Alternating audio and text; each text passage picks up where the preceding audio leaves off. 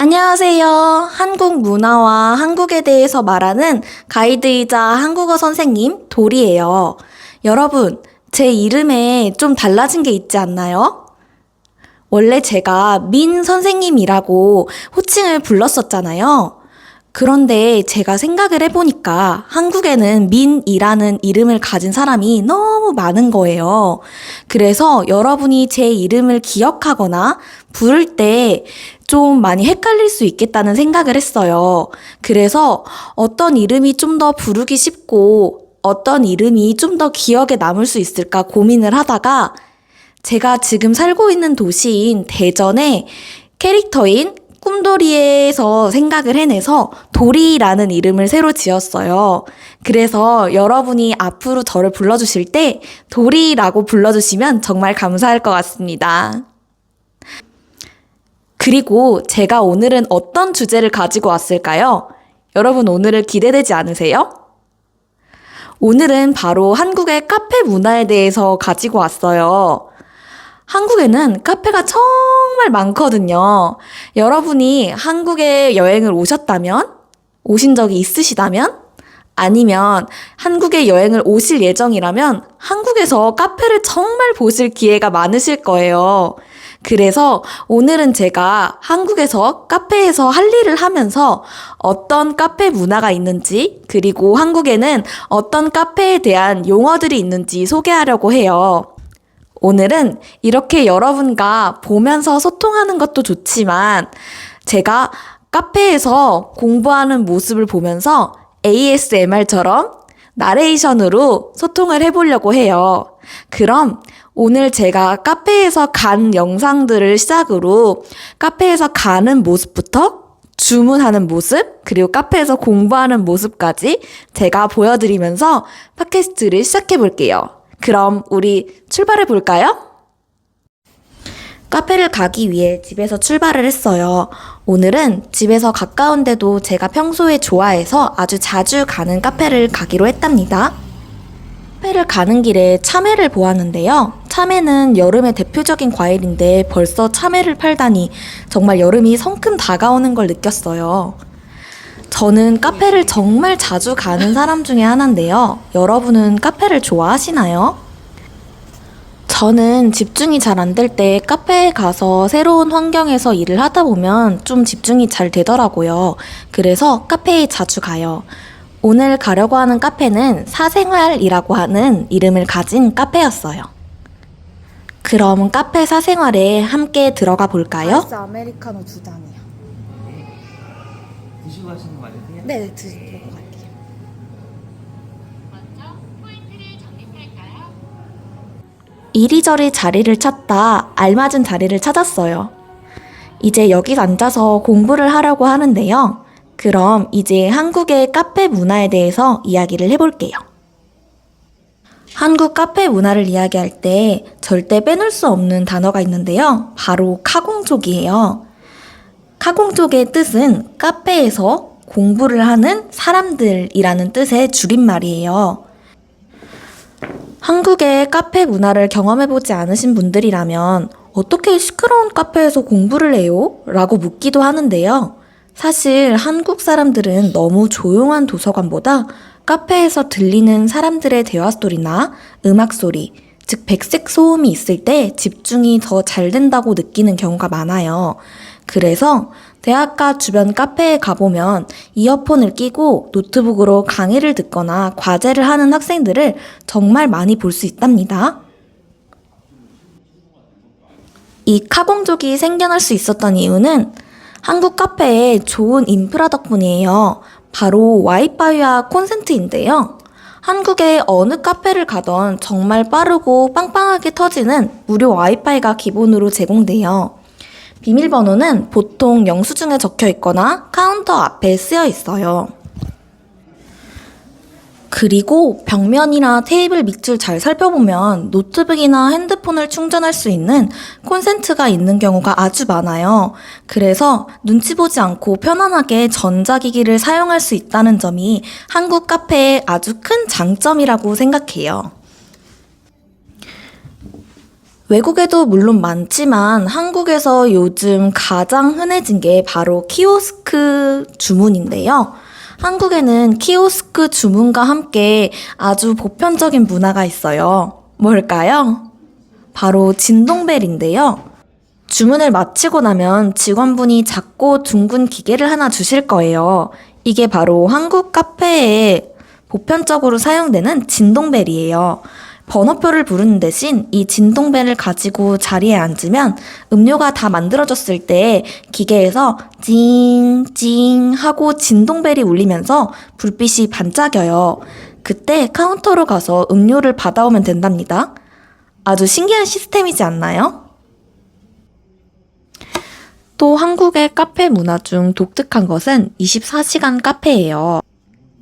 한국은 밤 문화가 아주 발달된 나라거든요. 그래서 늦은 밤이나 새벽까지 불을 밝히고 있는 24시간 카페들이 아주 많아요.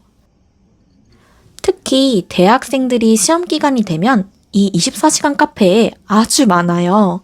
또 늦게까지 회식을 하거나 친구들과 놀다가 막차를 놓쳤을 때 혹은 단순히 그냥 새벽 감성을 느끼고 싶어서 책을 읽을 때 언제든지 찾아갈 수 있는 따뜻한 공간이에요. 여러분은 24시간 카페를 좋아할 것 같으신가요? 저는 아주 좋아하는데요. 밤 늦은 시간에 카페에 있어도 전혀 위험하지 않고 밝고 안전하다는 게 한국의 치안의 좋은 점 중 하나인 것 같아요. 여러분도 한국에 오신다면 밤 늦게 카페에 가보시거나 밤 문화를 한번 즐겨보시는 것도 아주 좋을 거예요. 여러분, 인스타 갬성이라는 말을 들어보셨나요? 인스타그램과 감성이라는 말이 합쳐진 말인데 발음을 조금 귀엽고 트렌디하게 굴려서 감성 대신 갬성이라고 많이 불러요. 요즘에는 한국의 카페들이 단순히 커피 맛만 좋아서 살아남기는 힘들어요. 왜냐면 한국은 카페 천국이라고 말씀드렸잖아요. 그래서 카페들이 너무 많거든요. 그래서 차별화를 하기 위해 사진을 찍었을 때 얼마나 이쁘게 나오는지, 즉 인스타 갬성이 있느냐가 아주 중요하거든요. 조명은 어떻게 되어 있는지, 벽에는 어떤 포스터가 붙어 있는지, 그리고 음료와 디저트의 모양이 얼마나 독특하고 예쁜지가 아주 중요한 선택의 기준이 돼요. 그 이유는 사람들이 카페에서 찍은 사진을 인스타에 많이 올리거든요. 거울 앞에서 예쁘게 사진을 찍을 수 있는 포토존은 필수고요. 그래서 친구들과 예쁘게 옷을 입고 서로의 인생샷을 찍어주는 것도 한국 카페 문화의 아주 큰 부분이에요. 여러분이 나중에 한국에 오시거나 아니면 지금 한국 여행을 하고 싶다면 카페에서 이쁘게 사진 찍으시는 것도 아주 좋은 추억이 될 거예요. 제가 한국에는 정말 많은 카페가 있다고 말씀드렸잖아요. 그래서 그런지 한국에는 독특한 카페들도 많은데요. 그 중에서 제가 한국에서 자주 볼 수 있는 독특한 카페를 두 가지를 말씀드리고 싶어요.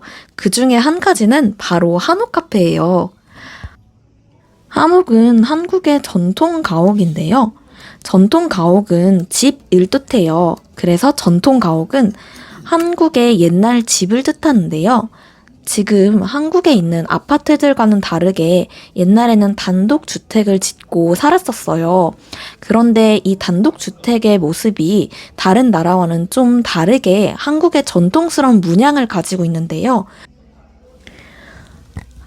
한국의 한옥은 한옥 마을이 여러 곳에 있을 정도로 정말 아름답고 사람들이 보기를 좋아해요. 그래서 한국이 카페 문화의 천국인 만큼 이 한옥 모양을 한 카페도 있답니다.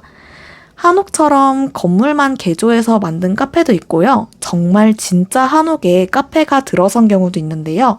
이런 곳에서 차를 마시면 정말 고즈넉하고 평온한 느낌을 느낄 수 있어요.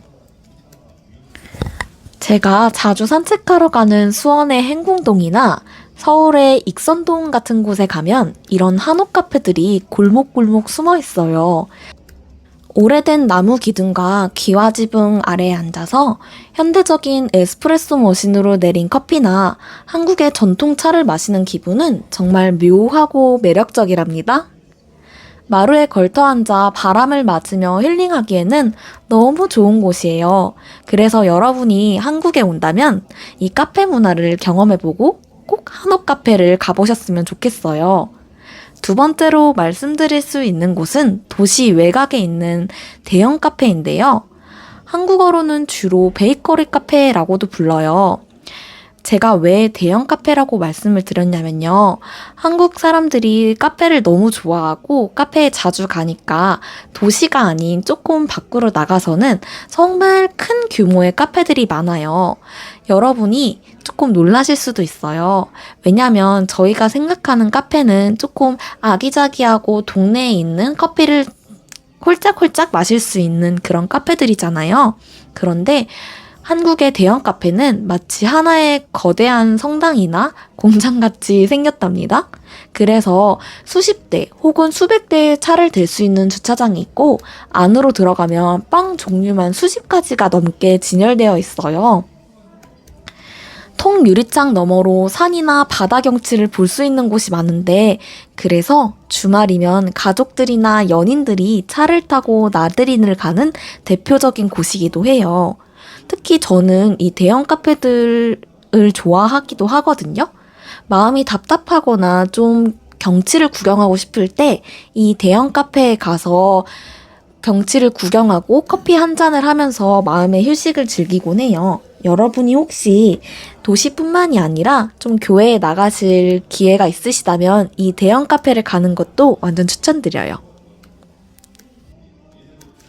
여러분, 오늘 한국의 카페 문화에 대해서 팟캐스트를 진행해 보았는데 어떠셨나요? 좀 도움이 되셨나요? 그리고 오늘은 좀 새로운 방식으로 팟캐스트를 진행해 보았는데요. 여러분들의 마음을 드실지 모르겠어요. 앞으로도 새로운 방식으로 한번 팟캐스트를 진행해 보려고 해요. 제가 어떤 방식이 좋을지 좀 고민해 볼게요. 혹시 원하시는 방식이 있으시다면 댓글로 남겨주세요. 오늘 열심히 공부하는 카공족, 그리고 편리한 키오스크와 진동벨, 늦은 밤까지의 24시간 카페, 예쁜 인스타 감성 카페, 그리고 고즈넉한 한옥 카페까지 한국의 정말 다양한 카페들을 이야기했잖아요. 여러분들이 한국에 오신다면 가장 먼저 가보고 싶은 카페는 어디인가요? 저는 오늘 팟캐스트 녹음을 마치고 시원하고 달콤한 크로플에 아이스 아메리카노를 한 잔 마시려고 해요. 여러분의 나라에는 어떤 재미있는 문화가 있는지 댓글로 꼭 알려주세요. 제가 하나하나 다 읽어보고 답장 남겨드릴게요. 오늘도 끝까지 들어주셔서 정말 감사해요. 우리 다음 시간에는 더 재밌고 유익한 한국 문화 이야기를 만나요. 오늘도 좋은 하루 보내세요. 안녕!